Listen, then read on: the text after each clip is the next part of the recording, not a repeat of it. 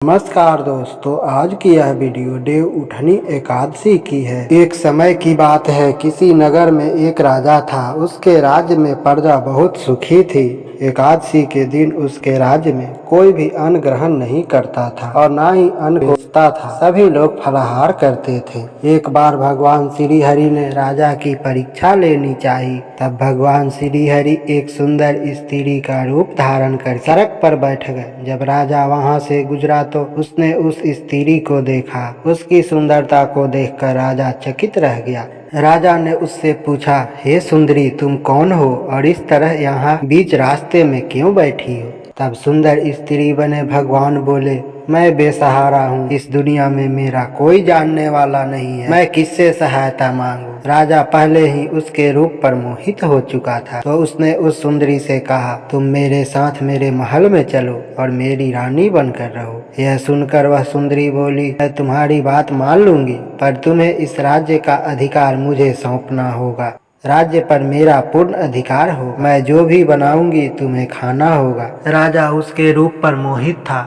इसलिए उसने उस सुंदरी की सभी शर्तें स्वीकार कर ली और उस सुंदरी को अपने महल में ले गया और उससे विवाह कर उसे रानी बना लिया।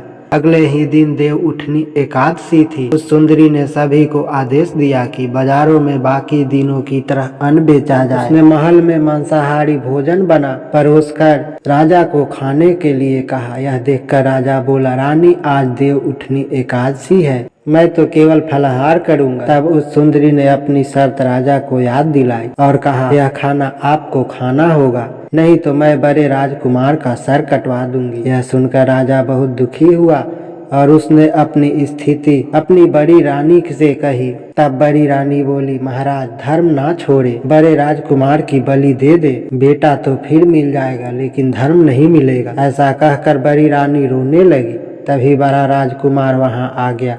माँ की आंखों में आंसू देख राजकुमार ने अपनी माँ से रोने का कारण पूछा। तब बड़ी रानी ने राजकुमार को सारी बात बताई। इस पर राजकुमार बोला, मैं सिर कटवाने के लिए तैयार हूँ, पर पिताजी के धर्म की रक्षा जरूर होगी। राजा दुखी मन से राजकुमार का सिर देने के लिए तैयार हो गया।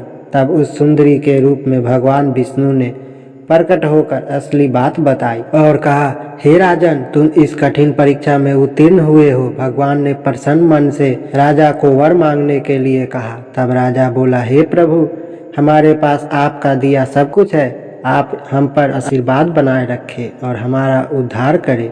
उसी समय वहां एक विमान उतरा। राजा ने बड़े राजकुमार को राज सौंप दिया और विमान में बैठकर परमधाम को चला गया। एक दूसरे कथा के अनुसार एक समय भगवान नारायण से लक्ष्मी जी ने कहा, हे नाथ, अब आप दिन रात जगा करते हैं और सोते हैं तो लाखों करोड़ों वर्ष तक सो जाते हैं। उस समय समस्त चराचर का नाश भी कर डालते हैं। अतः आप नियम से प्रति वर्ष निद्रा लिया करें, इससे मुझे भी कुछ समय विश्राम करने का समय मिल जाएगा। लक्ष्मी जी की बात सुनकर नारायण मुस्कुराए और बोले, देवी, तुमने ठीक कहा है। मेरे जागने से सब देवों को और खासकर तुमको कष्ट होता है। तुम्हें मेरी सेवा से जरा भी अवकाश नहीं मिलता, इसलिए तुम्हारे कथा अनुसार आज से मैं प्रति वर्ष 4 मास वर्षा ऋतु में शयन किया करूंगा। उस समय तुमको और देवगण को अवकाश हो गया। मेरी यह निद्रा अल्प निद्रा और प्रलयकालीन महानिद्रा कहलाएगी। यह मेरी अल्प निद्रा मेरे भक्तों को परम मंगलकारी, उत्सवप्रद तथा पुण्यवर्धक होगी। इस काल में मेरे जो भी भक्त मेरे शयन की भावना कर मेरी सेवा करेंगे और शयन और उत्पादन के उत्सव आनंद पूर्वक आयोजित करेंगे, उनके घर में तुम्हारे सहित निवास करूंगा। अगर यह कथा कहानी अच्छी लगी हो तो प्लीज वीडियो को लाइक और चैनल को सब्सक्राइब करें। धन्यवाद।